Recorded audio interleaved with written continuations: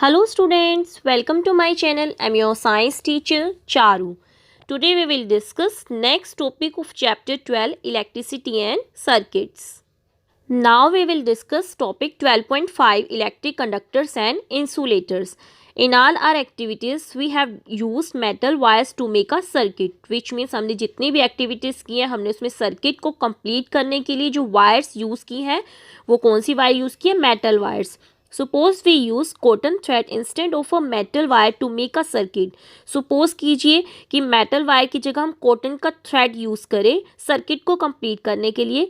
Do you think that the bulb will light up in such a circuit? क्या आप ये सोचते हैं कि अगर हम cotton thread use करते हैं जो circuit में अगर हम cotton thread use करेंगे तो bulb glow करेगा या नहीं?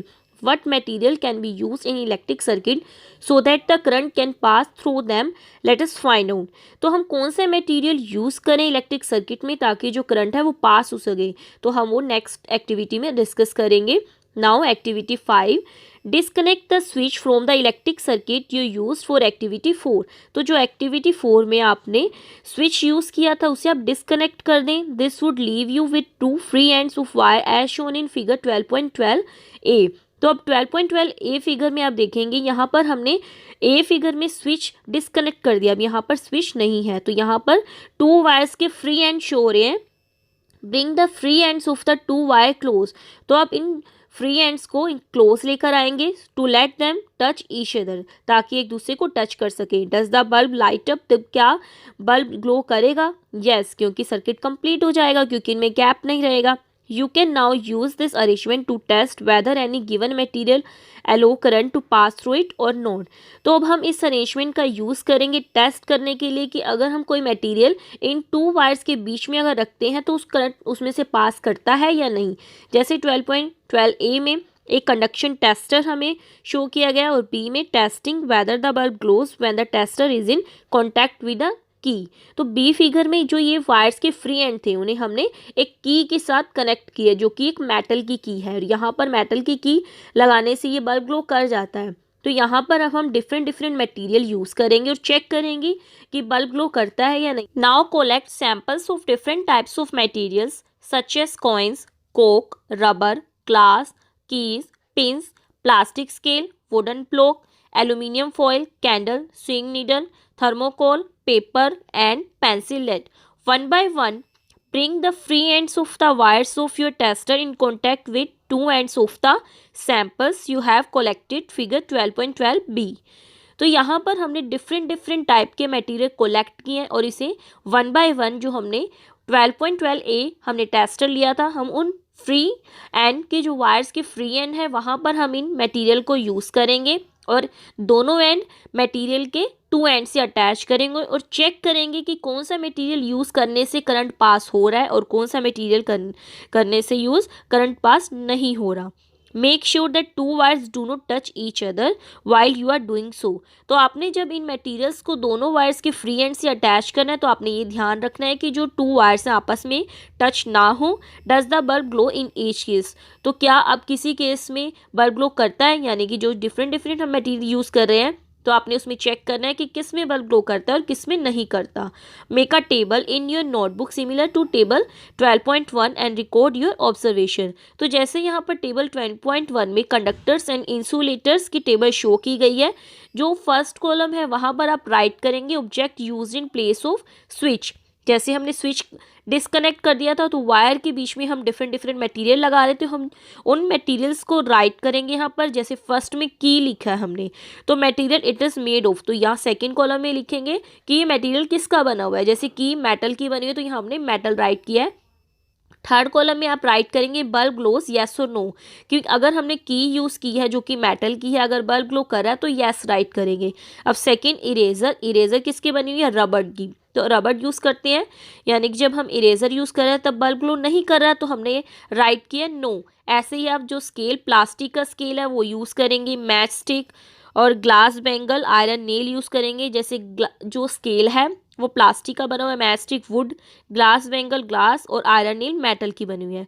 तो अब जब ये ऑब्जर्व करोगे तो आप नोट करोगे कि जो मेटल्स के मटेरियल है उसमें तो करंट पास हो जाता है तो वहाँ पर तो बल्ब ग्लो कर रहा है, यानी कि यस राइट करेंगे. जैसे कि मेटल की बनी है वहाँ पर यस और आयरन नील मेटल है तो वहाँ पर भी यस। और जो मटेरियल आप यूज़ करते हैं वहाँ करंट फ्लो नहीं करेगा तो बल्ब भी ग्लो नहीं होगा, तो यहाँ थर्ड कॉलम में आप नो राइट करेंगे। What do you find? The bulb does not glow when the free ends of the wires are in contact with some of the materials you have tested. तो यानी कि जो कुछ material हमने use किए free ends के साथ attach किए वायर के, तब बल्ब ग्लो नहीं करता। This means that these materials do not allow the electric current to pass through them. इसका मीनिंग क्या हुआ?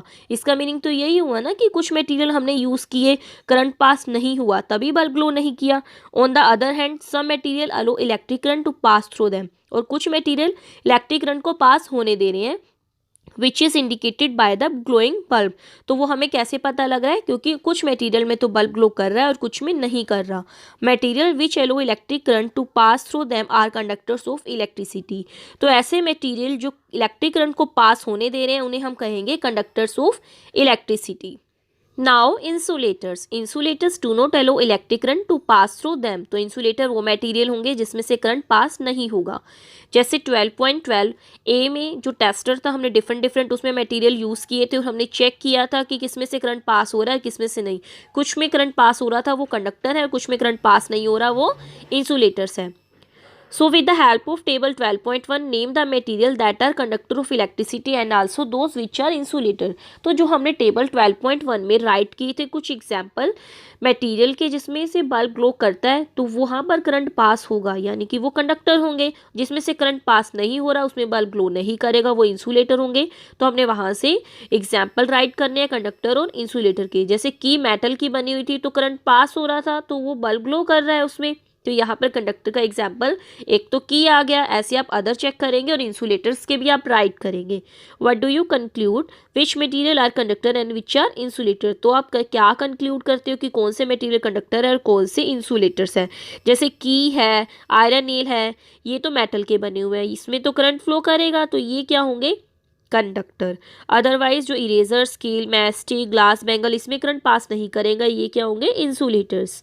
Recall the object that we grouped as those having lustre in chapter 4। Are they the conductors? जैसे हमने chapter 4 में ऐसे material discuss किए थे जिसमें लश्यर होगी यानी कि इसमें चमक होगी, तो क्या वो कंडक्टर थे?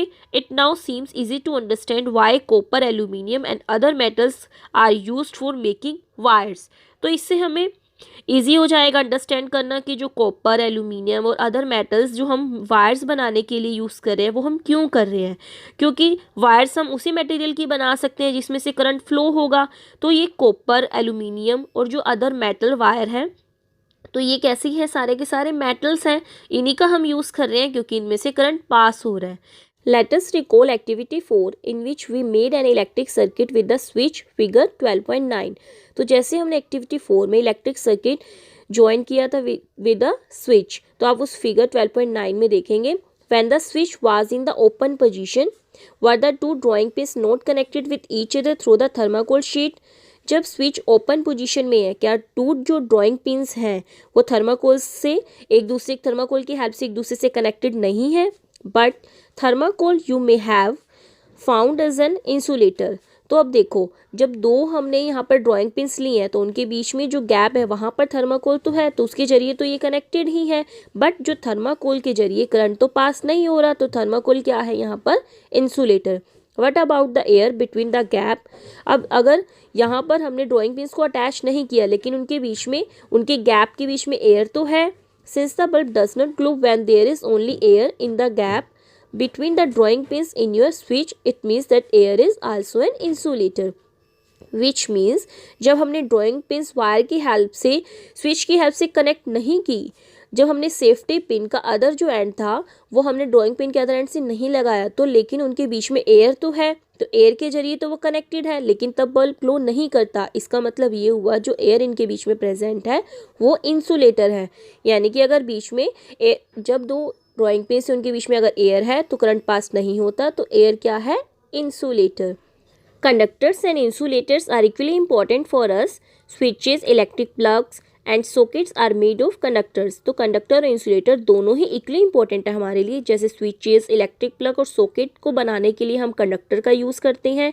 On the other hand rubber and plastic are used for covering electric wires, plug tops, switches and other part of electrical appliances which people might touch.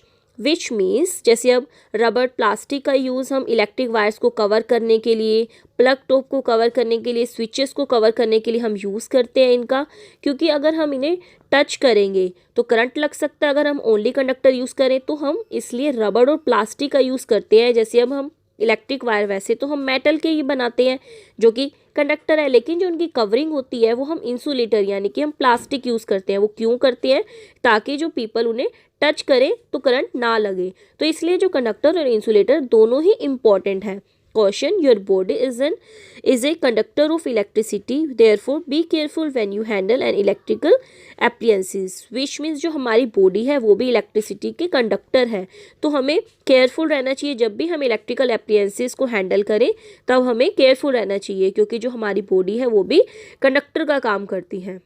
So today we have discussed about electric conductors and insulators topic of chapter 12 electricity and circuits. So chapter 12 is complete. I hope so you all understood this chapter clearly. Thank you.